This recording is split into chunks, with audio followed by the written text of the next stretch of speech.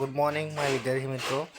Chemistry by Ganpat સરની અંદર આજે આપણે ધોરણ 10ની અંદર ચેપ્ટર છે જૈવિક ક્રિયાઓ, જેની અંદર બોર્ડમાંથી અમુક વાર ક્વેશ્ચનો પૂછાતા હોય, જે કેસ સ્ટડી આધારિત પ્રશ્નો। તો એમાંનો એક ક્વેશ્ચન લઈને આવ્યો છું અહીંયા। તો સમજીએ આપણે કે સ્વયંપોષી સજીવ કાર્બન અને ઉર્જાની જરૂરિયાતમાં પ્રકાશ સંશ્લેષણ દ્વારા પૂરી થાય છે। આ તે ક્રિયા છે જેમાં સ્વયંપોષી બહારથી લીધેલા પદાર્થોને ઉર્જા સંચિત સ્વરૂપમાં પરિવર્તિત કરી નાખે છે। આ પદાર્થો કાર્બન ડાયોક્સાઇડ અને પાણીના સ્વરૂપમાં લેવાય છે, એટલે જે સૂર્યના પ્રકાશ અને ક્લોરોફિલની હાજરીમાં કાર્બોદિત પરિવર્તિત કરી નાખે છે। વનસ્પતિઓને ઉર્જા આપવા માટે કાર્બોદિત વપરાય છે, જે કાર્બોદિત તરત જ વપરાતા નથી।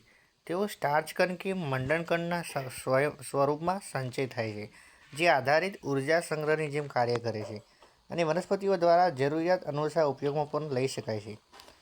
કંઈક આવા પ્રકારની સ્થિતિ આપણા શરીરની અંદર પણ જોઈ શકાય છે। આપણા દ્વારા ખાવા માટે લેવાયેલ ખોરાકમાંથી ઉત્પન્ન થતો ઉર્જાનો કેટલો ભાગ શરીરમાં ગ્લાયકોજનના સ્વરૂપમાં સંચય પામતો હોય છે। તો અહીં આકૃતિમાં આપણને જો ABCDEF એ સ્વરૂપે આપણને બધું નામ નિર્દેશિત કરેલું છે। તો એને આપણે સમજવાનો પ્રયત્ન કરીએ। એના આધારિત કેટલાક ક્વેશ્ચન પૂછેલા છે તે સમજીએ કે પ્રકાશ સંશ્લેષણ પ્રક્રિયાનું સમીકરણ આપો। તો ઉપરના પ્રક્રિયામાં આપણે જોયું એ પ્રમાણે સમીકરણ છે 6CO2 + 12H2O will gives chlorophyll અને સૂર્યપ્રકાશની હાજરીમાં પ્રક્રિયા થાય છે, એટલે C6H12O6 એટલે ગ્લુકોઝ પ્લસ 6 મોલ O2 અને 6 મોલ H2O મળશે આપણને। બીજો પ્રશ્ન છે કે પ્રકાશ સંશ્લેષણ ક્રિયા દરમિયાન થતી ઘટનાઓ દર્શાવો। તો કઈ કઈ ઘટના થાય છે ત્યારે? તો પહેલી ઘટના છે ક્લોરોફિલ દ્વારા પ્રકાશ ઉર્જાનું શોષણ થાય છે।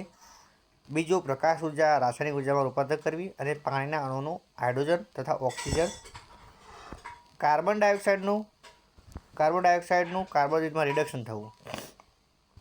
ઉપર દર્શાવેલ જે ABCDEF દર્શાવ્યું છે એમાં એ નંબરનું જે છે એ તમે જોઈ શકશો આકૃતિમાં, એ શું દર્શાવે છે? મીણયુક્ત ક્યુટિકલ છે। બી નંબરમાં છે ઉપરી અધિસ્તર, જુઓ અહીંયા ઉપરી અધિસ્તર દેખાય છે। સી નંબરમાં જુઓ, સીમાં જુઓ જે હાઇલાઇટ કર્યું છે તે અધ અધિસ્તર છે। ડી નંબરમાં જે દર્શાવ્યું છે હાઇલાઇટ કરીને તેને શું કહેવાય છે? રક્ષક કોષો કહેવાય। ત્યારબાદ ઈમાં જુઓ, ઈને જે હાઇલાઇટ કર્યું છે, જે ખાલી સ્થાન દેખાય છે આપણે તેને વાટ કોટરો કહેવાય છે। અને એફ જે દર્શાવ્યું છે એને શું કહેવાય? આપણે હરિતકણિક કહેવામાં આવે છે। તો વિદ્યાર્થી મિત્રો, આવા ટાઈપના ક્વેશ્ચન બોર્ડમાં કેટલી વાર પૂછાયેલા છે, તો આવા પ્રશ્નોને ઇગ્નોર ના કરતા અને તૈયાર કરજો।